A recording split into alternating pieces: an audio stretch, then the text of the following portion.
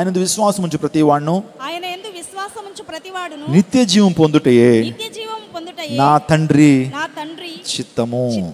చూడండి, దేవుని పట్ల విశ్వాసం కలిగి జీవించడమే దేవునికి చిత్తము. ఆయనందు విశ్వాసము నిత్య జీవం పొందడమే దేవుని చిత్తం. మీరందరూ కూడా దేవుని విశ్వాసం కలిగి ఆయనే లోకరక్షకుడని, ఆయనే నీ పాపం నుంచి రక్షించేటువంటి దేవుడని, ఆయన మృత్యుంజయుడని, ఆయనకు రక్షణ ఇవ్వగలడని, ఆ రక్షణ శాశ్వతమైనది అనేటువంటి ఆ నమ్మిక మీరు కలిగి ఉండటం అనేది దేవునికి చిత్తము. అంతటా అందరూ మారు మనసు పొందాలా, అందరూ విశ్వాసాన్ని కలిగి ఉండాలా.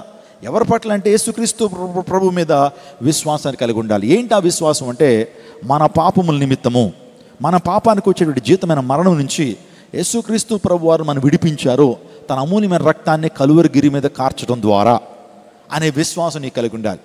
పాత నిబంధన కాలంలో ఇశ్రాయేలీలు వారు ఆ కనాను దేశానికి ప్రయాణమై వెళ్తున్నప్పుడు మార్గ మధ్యలో వారు అనేక సందర్భాల్లో దేవునిపై తిరుగుబాటు చేశారు, దేవుని మీద సణుక్కున్నారు, దేవుని మీద గొణుక్కున్నారండి.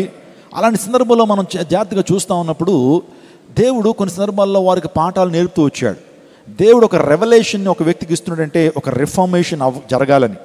అంటే దేవుడు ఒక ప్రత్యక్షత నీకు ఇస్తున్నాడు. అంటే వాక్యం ద్వారా కూడా దేవుడు ప్రత్యక్షత ఇస్తున్నాడు నీకు.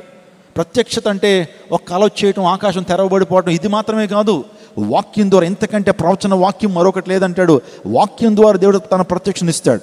సృష్టి ద్వారా దేవుడు తన ప్రత్యక్షతనిస్తాడు. తన ఆత్మ అనేటువంటి పరిశుద్ధాత్మ ద్వారా ప్రత్యక్షతనిచ్చాడు. తన కుమారుడు యేసుక్రీస్తు ప్రభువు ద్వారా ప్రత్యక్షత, మన మనస్సాక్షి ద్వారా ప్రత్యక్షత. ఐదవదిగా మనం చూస్తే కనుక ఆయన యొక్క వాక్యము ద్వారా. ఇక్కడ వాక్యం చెప్పబడుతున్నప్పుడు మీరు అనుకోవచ్చేమో దైవజనుడు మాత్రమే మాట్లాడుతున్నాడని, కానీ దైవజనులో ఉన్నటువంటి పరిశుద్ధాత్మ దేవుడు మీతో మాట్లాడుతున్నాడు. సో ఈ ప్రత్యక్షతను మీకు ఇస్తున్నాడు. ఎందుకో తెలుసా? మనం సరిదిద్దుకోవాలని, మనం రిఫార్మ్ అవ్వాలని, తద్వారా మనం రివైవ్ చేయడానికి దేవుడు ఇష్టపడుతున్నాడు అనే విషయాన్ని మీకు నేను జ్ఞాపకం చేస్తున్నాను. ఈ రాత్రి కాల సమయంలో పాత నిబంధన కాలంలో వారు దేవుని మీద తిరుగుబాటు చేశారండి. అనాలోచితంగా, అనవసరంగా దేవునితో పెట్టుకునేటువంటి వారు. మోషేని ఎంతగానో ఇబ్బంది పెట్టేటువంటి వారు. మోషే వారందరి కోసం గొప్ప త్యాగం చేసి సమస్తాన్ని విడిచిపెట్టి, ఐగుప్తు ధనం కంటే దేవుని ప్రజలతో ఉన్నటువంటి నింద మేలని సమస్తాన్ని విడిచిపెట్టి దేవుని కొరకు వచ్చినటువంటి మోషేని ఇబ్బంది పెట్టారండి. మోషేని బాధ పెట్టారండి వాళ్ళు. మోషేని బాధ పెట్టారు. దేవుడు అసలు మోషేని మీకోసం పంపించాను కదా, మోషేని ఆడిపోసుకుంటారు ఎందుకయ్యా, మోషేని ఎందుకు బాధపరుస్తారయ్యా అని చెప్పి కొన్ని సందర్భాల్లో దేవుడు వారికి బుద్ధి రావటం కొరకు, అంటే వారి మీద కోపం కాదు కానీ, వారి మీద క్రోధం కాదు కానీ, మరలా వారిని తన దారికి నడిపించుకోవాలని, బోధల ద్వారా చెప్తుంటే వారు దారికి రావట్లేదని అప్పుడప్పుడు బాధలు గురి చేసి ప్రభు వారి దరికి నడిపించేటువంటి వారు. అలాంటి సందర్భంలో తాపకరమైన సర్పాలని దేవుడు వారి వద్దకు పంపించాడు. విషపూరితమైన సర్పాలను వారి వద్దకు పంపిస్తే విషపూరితమైన సర్పాలు కాటేస్తూ ఉన్నప్పుడు అనేక మంది విష ప్రయోగం జరగడం ద్వారా ఆరోగ్యం పాడైపోతూ ఉంది. కొంతమంది మరణానికి చేరువైపోతున్నారు. అప్పుడు లబోదిబో అన్నారు, అయ్యా మోషే, తాపకరమైన సర్పాలు వచ్చినాయి అయ్యా. ఎందుకు వచ్చినాయి మాకు అర్థమైపోయింది. మేము దేవుని యొక్క ఆహారమైన మన్నా మీద మేము సణిగాం, దేవుని మీద మేము సణిగాం, ఆ తర్వాత నీ మీద సణిగాం. కాబట్టి మాకు అర్థమైంది కీడు ఎందుకు వచ్చిందో, ఈ యొక్క ఉప్పుని ఎందుకు వచ్చిందో మాకు అర్థమైంది. నిజ దేవుణ్ణి తెలుసుకుని కూడా మరలా లోకంలో జారిపోతున్నటువంటి ప్రియ యవన చెల్లి, ప్రియ యవన తమ్ముడు, నీతిలో కొన్ని కష్టాలు వస్తున్నాయంటే దేవుడే కొన్ని సందర్భాలు అనుమతించాడేమో, నీ మంచి కొరకే దేవుడు అనుమతించాడనే విషయాన్ని మీకు జ్ఞాపకం పెడుతున్నాను. ఆ ఇశ్రాయేలు అందరూ కూడా మళ్ళీ ప్రభు సన్నిధికి వచ్చి, మోషే మా కోసం విజ్ఞాపన చేయవా, can you please intercede for all of us, మా అందరి కొరకు నువ్వు దేవునికి విజ్ఞాపన చేయవా, ఈ తాపకరమైన సర్పం నుంచి విడుదల మాకు కావాలి అని వారందరూ కూడా గోజాడారు, మొర్ర పెట్టారు, ఏడ్చారు, నిజంగా గగ్గోలు పెట్టారు. అప్పుడు మరలా మోషే వారందరి పక్షాన దేవునికి ప్రతినిధిగా, దేవునికి ఇశ్రాయేలుకి మధ్యవర్తిగా, దైవజనుడిగా వెళ్ళి వారి కోసం విజ్ఞాపన చేశాడు. ప్రభువా, వీరి మీద నీ క్షమాపణ కురిపించయ్యా, వీరి మీద నీ కనికరాన్ని కురిపించండి అంటే ఆ దేవుడు తన కోపాన్ని, లేకపోతే దేవుడు శాంతించి, అయితే మోషే నా ప్రజలే కదా, ఎవరైనా నా ప్రజలే కాబట్టి వారిని రక్షించడం కొరకు నేను ఒక రక్షణ ప్రణాళిక నేను సిద్ధపరుస్తున్నాను. అందుని బట్టి నువ్వేం చేస్తావంటే, ఏ పాము అయితే వాళ్ళని కలుస్తుందో, ఏ పాములైతే వారిని కలుస్తుందో ఆ పాము షేపులోనే, ఆ స్నేక్ షేపులోనే ఒక ఇత్తడి సర్పాన్ని తయారు చేయన్నాడు. ఏమన్నాడు? ఇత్తడి సర్పాన్ని ఒక పోతపోయి అన్నాడు. వెంటనే మోషే తన దగ్గర ఉన్నటువంటి చాలామంది పరిచారకులు ఉన్నారు, వారి చేత ఒక ఇత్తడి సర్పాన్ని పోతపోయించాడు. పోతపోయించి అది ఎత్తైన స్థలంలో నిలబెట్టారండి. ఒక కొండ మీద దాన్ని నిలబెట్టారు. ఇప్పుడు మోషే అంటున్నాడు, do not be afraid my dear people. మీరే ఒక్కరు కూడా చింత చెందొద్దు, ఏ ఒక్కరు కూడా భయపడొద్దు. మీరు రక్షణ పొందాలి అంటే, తాపకరమైన సర్పముల నుంచి మీరు విడుదల పొందాలంటే మీరు ఈ యొక్క ఇత్తడి సర్పాన్ని నిదానించి చూడండి అన్నాడు. చూస్తున్నారా మీరు? ఇత్తడి సర్పాన్ని నిదానించి చూడండి అంటే విశ్వాసంతో చూడండి. నిదానించి చూడడం అంటే కళ్ళు ఆర్పకుండా ఎలా చూడటం కాదు. నిదానించి వినండి అంటే అర్థం ఏంటంటే మనసు పెట్టి వినండి, ఆలోచిస్తూ వినండి అని అర్థం. అంతేగాని నిదానించి కాన్సన్ట్రేటివ్గా వినమంటే మన expression is not important, but our heart is important. ఆలోచించేయండి నా ప్రియ దైవజనాగమా, ఎప్పుడైతే వారు నిదానించి చూశారో ఎందుకొరకు ఆ సర్పం పెట్టబడిందో, నిజంగా దాని వెనకాలన్నటువంటి పర్యవసానాలు ఏంటి, ఎందుకు దేవుడు పెట్టమన్నాడు, మేము ఏం సరి చేసుకోవాలి అనేటువంటి విషయాలు ఆలోచనాత్మకంగా వారు ఎప్పుడైతే నిదానం చూశారో వారు స్వస్థపరచబడ్డారు. చచ్చిపోయే పరిస్థితులు అనేక మంది తిరిగి బ్రతికారు. దేవుడు గొప్ప కార్యం ఆ ప్రాంతంలో జరిగించారు. వారందరూ కూడా దేవుని ఏం చేశారు? స్తుతించారు. ప్రైజ్ గాడ్, హల్లెలూయా. ఇప్పుడు చెప్పండి, ఇత్తడి సర్పం మీద విశ్వాసం ఉంచిన ప్రతి ఒక్కళ్ళు బ్రతికారు. ఆ అరణ్యంలో కొండ మీద ఎత్తబడినటువంటి ఆ ఇత్తడి సర్పం మీద విశ్వాసం ఉంచడం ద్వారా, ఆ యొక్క ఇత్తడి సర్పం మీద నమ్మిక ఉంచడం ద్వారా వారందరూ ఏం చేశారు? తిరిగి బ్రతికారు. ఈ రోజును కూడా మనందరి కొరకు నిజంగా ఒక ఇత్తడి సర్పం ఎత్తబడింది, అది కలువరిగిరి మీద. సో మనం కూడా పాపం చేయడం ద్వారా, దేవుని మీద తిరుగుబాటు చేయడం ద్వారా, పాపం వల్ల వచ్చేటువంటి జీతం మరణాన్ని మనం పొందుకున్నాం.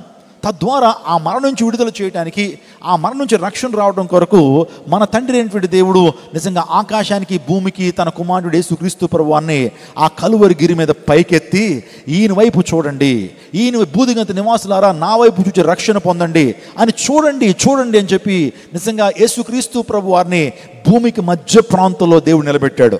భూమికి మధ్య ప్రాంతం ఈరోజు ఇశ్రాయేల్ దేశం అయితే, కలువరి కొండ ఎత్తైనటువంటి ప్రాంతం, గొల్గొతా అనేటువంటి ప్రాంతంలో యేసుక్రీస్తు ప్రభు వారు ఆకాశానికి భూమికి మధ్యన ఒక రక్షకుడు, పాపము లేనిటువంటి ఒక పరిశుద్ధుడు, పాప రహితుడైనటువంటి యేసుక్రీస్తు ప్రభు వారు నిలబెట్టబడ్డాడు. ఇప్పుడు ఈ ప్రపంచంలో ఎవరైనా సరే నిజంగా ఎన్ని సంవత్సరాలు గడుస్తున్నా సరే ఆ శిలువ మీద విశ్వాసం ఉంచినటువంటి వారు, యేసుక్రీస్తు ప్రభు ప్రాణత్యాగం మీద విశ్వాసం ఉంచినటువంటి వారు, యేసుక్రీస్తు ప్రభు వారు ఎత్తబడ్డాడు నా పాపాల నిమిత్తమే అని విశ్వాసం ఉంచిన ప్రతి ఒక్కరు కూడా వారు రక్షించబడతారు. హల్లెలూయా, వారు రక్షించబడతారు. ఇదే విశ్వాసం. ఈ విశ్వాసం ప్రతి ఒక్కరు కలిగి ఉండాలి అని దేవుడు కోరుతా ఉన్నాడు. అందుని బట్టి లోక పాపాలను మోసుకుని పోయే దేవుని గొర్రెపిల్లని యేసుక్రీస్తు ప్రభు మీద విశ్వాసం ఉంచండి.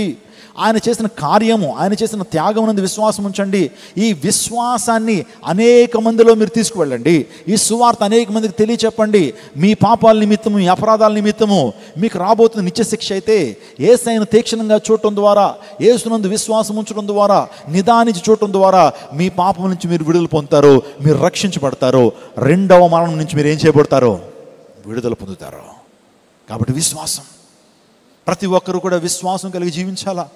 ఈరోజున క్రైస్ట్ టెంపుల్కి వచ్చిన మీరందరూ కూడా, మీరు ధనవంతులుగా ఉంటారో లేదో నాకు సంబంధం లేదు, లేకపోతే మీరందరూ కూడా కార్లు, మేడలు, మిద్దులు కలిగి ఉంటారో దేవునికి అక్కర్లేదు, కానీ మీరందరూ కూడా విశ్వాసంతో నింపబడాలి. ఇక్కడికి వచ్చిన ప్రతి ఒక్కళ్ళు కూడా ఇక్కడ ఏదో మంచి ఆరాధన జరుగుతుంది, మంచి మ్యూజిక్ ఉంది, మంచి వర్షిప్ జరుగుతూ ఉంది, దేవుని సేవకుడు అనేకమైన చరిత్రలు అనేకమైన విషయాలు చాలా ఎలక్వెంట్గా ఆయన మాట్లాడుతూ ఉన్నాడు. సో ఇలాంటివి కాదు, కానీ మీరందరూ కూడా my primary object is to you need to be filled with the Holy Spirit and faith of God. దేవుని యొక్క విశ్వాసంతో నింపబడాలి. వినుడు ద్వారా ఏంటి? ఏమంటే విశ్వాసం అలా వింటా ఉన్నప్పుడు నీలోంచి ఒక పాజిటివ్ వైబ్రేషన్స్ వెళ్తూ ఉంటాయి. ఒక పాజిటివ్ వైబ్ ద్వారా మీరందరూ కూడా పరిశుద్ధాత్మ చేత నింపడం ద్వారా విశ్వాసంలో మీరు అభివృద్ధి చెందుతారు. వినాలి, మంచి మాటలు వినాలి. యేసయ్య మాటలు వినడం ద్వారా మీరు విశ్వాసంలో మీరు పెంచబడతారు. The faith comes by hearing. వినుడు ద్వారా విశ్వాసం. కాబట్టి అందరూ కూడా విశ్వాసం కలిగి జీవించాలి. నీ విశ్వాసం ఎలా ఉంది? సూటి ప్రశ్న. అల్ప విశ్వాసగా ఉన్నావా? అవిశ్వాసగా ఉన్నావా? లేకపోతే గొప్ప విశ్వాసాన్ని కలిగి ఉన్నావా? ఒక అల్ప విశ్వాసగా ఉన్నట్లయితే నీ విశ్వాసాన్ని నువ్వు అధికంగా చేసుకోవాల్సినటువంటి వాడుగా ఉన్నావు. ఒకవేళ నీ జీవితంలో ఒకవేళ అవిశ్వాసంతో ఉన్నావా, నీ విశ్వాసాన్ని బాగు చేసుకో. నువ్వు గొప్ప విశ్వాసంలోకి రావాలని దేవుడు కోరుతా ఉన్నాడు. నీ విశ్వాసము పెంచబడాలి, విశ్వాస పరిమాణం పెంచబడాలి. నేను చెప్పనా, నీ విశ్వాస పరిమాణాన్ని బట్టే దేవుడు చేసేటువంటి అద్భుతాల పరిమాణం ఆధారపడుతుంది. ఏమేన్? నువ్వు కొంచెం విశ్వాసం ఉందనుకో, కొంచెం కార్యాలు జరుగుతాయి. నువ్వు గొప్ప విశ్వాసాన్ని కలిగి ఉంటే గొప్ప కార్యాలు జరుగుతాయి. విశ్వాసం నీ జీవితంలో కార్యం తీసుకొస్తుంది. నువ్వు నమ్ముట వలనైతే, నువ్వు నమ్మితే దేవుని మహిమను చూస్తావు అన్నాడు ప్రభు అన్నాడు. నువ్వు నమ్మువానికి సమస్తం కూడా సాధ్యమే. నమ్ముట నీ వల్లైతే నమ్మువానికి సమస్తం కూడా సాధ్యమే. నమ్మకం, విశ్వాసం, ఆ విశ్వాసాన్ని అభివృద్ధి చేయమని కూడా ప్రభువుని అడగాలి. ప్రైజ్ గాడ్, హల్లెలూయా.